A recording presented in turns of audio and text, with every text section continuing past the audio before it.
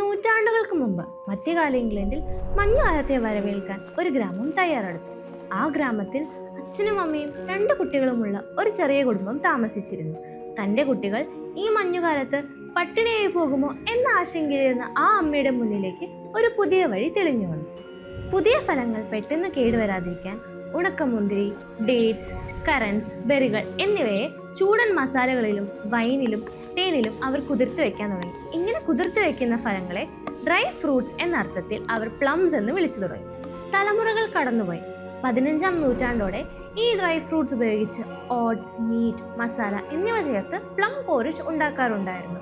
പിന്നീട് അതിലേക്ക് മാവും വെണ്ണയും ചേർത്ത് സ്വീറ്റ് ഡിഷായ പ്ലം പുഡിംഗ് ഉണ്ടാക്കി. മണിക്കൂറുകളോളം ആവിയിൽ വേവിച്ചുണ്ടാക്കുന്ന ഈ പ്ലം പുഡിംഗ് ക്രിസ്മസിന്റെ പ്രധാന മധുരമായി.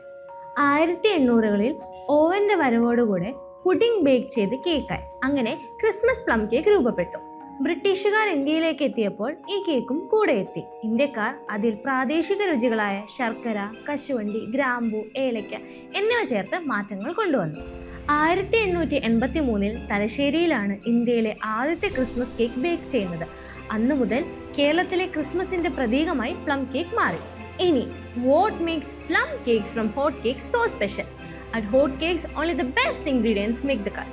Hand-picked green and golden raisins, candied fruits, ginger and orange peel, wheat flour, ghee and sunflower oil, honey and sugar, and farm fresh eggs. ഓരോ ഗ്യാതറിങ്സും മനോഹരമാക്കാൻ, ഓരോ സെലിബ്രേഷൻസും മെമ്മറബിൾ ആക്കാൻ ഹോട്ട് കേക്ക്സ് നിങ്ങൾക്കൊപ്പം. These cannot be copied, they must be lived.